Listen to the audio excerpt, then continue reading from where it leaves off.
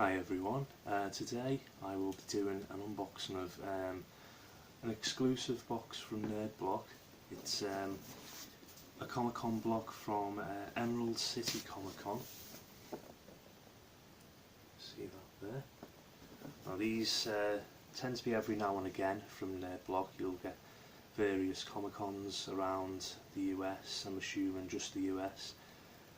And every now and again, yeah, as and when the Comicons are available, they will do a tie-in with Reedpop, and they will do a Comicon box. I'll just open that up. That's the contents inside. Now, first, we'll get the t-shirt out of the way first. And it's your typical Nerdblock t-shirt, gilded heavy cotton, it says inside that, so it's a quality shirt. It's in a navy blue, and it's got the green and black and white colours of Seattle's Comicon. So it says 2017 on the bottom there. It's quite a plain design. Only really matters if you attend these Comicons really.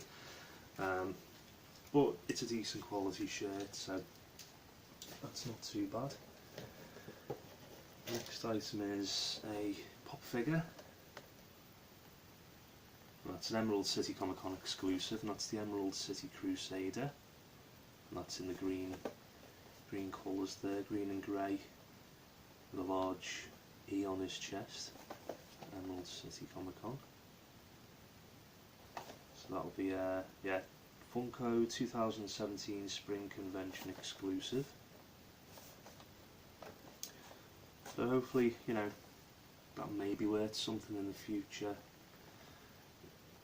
Because it's an exclusive, basically, it's going to, you know, increase the chances of it becoming rare. The thing is with these pop figures, though, they have completely saturated the market as of now. You know, there's literally thousands of them for every different kind of pop culture, you know, thing, films, television, music, you know, games, animation, books, everything. They have a pop figure for every single one of them, and I can only think, you know, that very few of them are going to be super rare, because there's that many of them on the market. It'll probably, you know, when all the fuss has died down about them, I can't see them be worth that much, but, you know, who knows. There may still be a market for them in 10 years time, 20 years time, I don't know. Depends how ingratiated into popular culture they will be, you know, aside from the things that they are taken from popular culture. Next item is a Power Rangers Polar Fleece Blankie. Now, to be honest, I can't see myself getting much use out of that. I'll probably just give it to the kids. The kids aren't particularly into Power Rangers either. They've got 3 girls, so they've got no interest in Power Rangers. They may just use it when they feel a bit cold, you know, wrap it around themselves to get themselves warm, but, you know, to be honest, it probably ends up in the dog's bed. That's how, you know, popular Power Rangers are in this house. It's not very at all. So the next item, it's a key ring, or keychain if you live in America. That says on the back, Doctor Strange Eye of Agamotto keychain. That looks like a fairly solid brass coloured keychain there. It's quite thick, got a nice weight to it as well. The next item is the Emerald City Comicon badge or pin, and that says on the back ECCC, enamel pin, zinc alloy, and that's a nice shiny design, you know, akin to Superman flying off there, or any superhero that can fly basically. Yeah, that's the back of that. Always get a pin in these boxes, so, you know, standard fare, to be honest. Next item. Oh Christ. I don't know why they put this in the box, to be honest. It's a Marvel bow tie, or a dicky bow. I can't see anyone at all in this house wearing one of these. The only people who tend to wear bow ties are toffs or clowns, and you know, the design of this would be more akin to being a clown, to be honest. The only way I can see this getting any use other than getting chucked in the bin is one of my daughters putting it on a teddy's neck or something, because nobody is going to wear a bow tie. I don't know why they've included that, but you know, they could have included a pair of Marvel socks or something that you're going to get a bit of use out of, but a friggin' bow tie, no one wears them, so it's just a redundant item that would end up in most people's bins, to be honest. So that's easily the most chuckable thing in the box. Next item, the new Batman Adventures bendable figure of Harley Quinn, and seems to be 6 of those. You've got Batman, Robin, Batgirl, Alfred, and you've got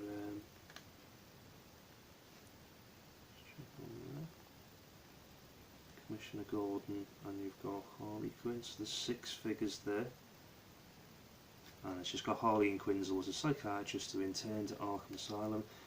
Quickly falling in love with one of the inmates, the Joker, she would eventually become his clown costume sidekick and pseudo-girlfriend Harley Quinn, sometimes helping the Joker in his attempts to foil the Dark Knight, other times tagging along with Poison Ivy or just getting into mischief on her own.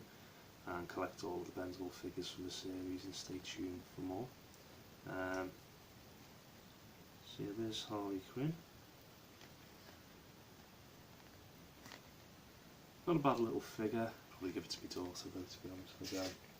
Because the last bendable figure I had was when I was a kid, and that was quite obscure, so if you're not British you're not going to get the reference, but it was a character by now deceased, sadly, comedian Kenny Everett, and that was Captain Kremen, and it was about a 12-inch figure like that, and he had like bendy arms and legs and that, so that's probably worth the money now. But you know, my mum chucks them out, so the bin men are probably rubbing their hands together with glee at all the various toys that my mum's thrown in the bin of mine.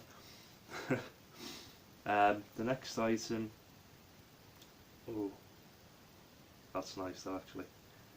It's Jim Henson's The Power of the Dark Crystal, and that's it looks to be a exclusive variant cover of a comic of that. That's a really nice item to have. That's probably bagged and boarded as well. Won't be taking that out of there.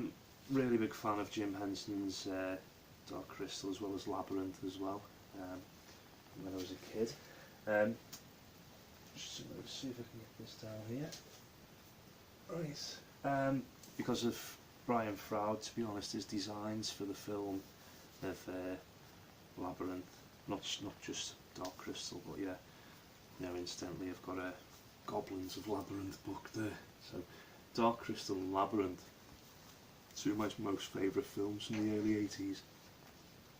So I did love those films. I can remember the Black Beetle type things, forget the names, and I know there's the Skeksis, but they were on an early talk show called Russell Harty, and he had I think it was Frank Oz and Jim Henson. They were both on that in like a mock-up of the sets from the Dark Crystal, with a couple of the Skeksis getting operated by the puppeteers as well, and they were getting interviewed by Russell Harty. And I remember that being on, must have been what, 1983 or something like that, or just around the time, or 82 when the film came out. They were getting interviewed by Russell Harty on there, and that's one of my earliest memories of you know, television, and what got me interested in the film, because they actually had these Black Beetle, like they were like the Knights or something for the Skeksis, and they were like going actually into the audience, scaring all the audience, and that's a very vivid memory of mine from when I was a kid. So yeah, it's very, very much appreciated, that. Really nice item to have, the Dark Crystal. One of those types of films that would never likely get remade because they're just so iconic, and you know, having it in CGI these days, everything CGI, they just completely ruin that type of film. There's so many remakes of films going on at the moment, and they stick loads of unnecessary CGI effects in there, and it just completely destroys you know, the atmosphere and the whole visual, you know, style and artistry to these types of films that went before. They get remade, and the younger generation, that's all they know. They don't know the originals, and that's a massive shame, to be honest. Right, moving on. Going on about Dark Crystal a lot. The next item is a nice thick print of Venom. It's got some nice bold colours on there. Your green from the Comicon, there's the Seattle Space Needle there, and you've got Venom on a piece of broken building there, bit of concrete, metal supports hanging out. It looks like he's about to pounce on someone. Yeah, nice print there. It's not signed, unfortunately. It's just got like a signature on the actual print itself from the artwork when it was created, but there's no signature on top of the print at all. You should be able to see that, you know, instantly. I usually use marker pens or Sharpies if you're American. They're from America. That seems to be everything in the box now, and you've just got your standard itemization card there with all of the items. Doesn't seem to be any variants in the boxes, so what you get from what I've shown you is what everybody will get basically, so there's no variation in that. So it's a bit of a mixed bag, to be honest. Half the box is quite good, half the box shite, so I can't see myself buying any more of these Comicon boxes from their block, to be honest. It would have to be pretty amazing for me to want it. Although I did really like the Dark Crystal comic from there. Rest of the items pretty standard fare. Apart from the pop figure, you know, pop figure's always going to give you some value back to your box, as long as pop figures are still valuable. But you know, it's an exclusive, so that's quite good. The rest of the stuff though, apart from the Dark Crystal comic, pretty standard fare in these boxes, to be honest.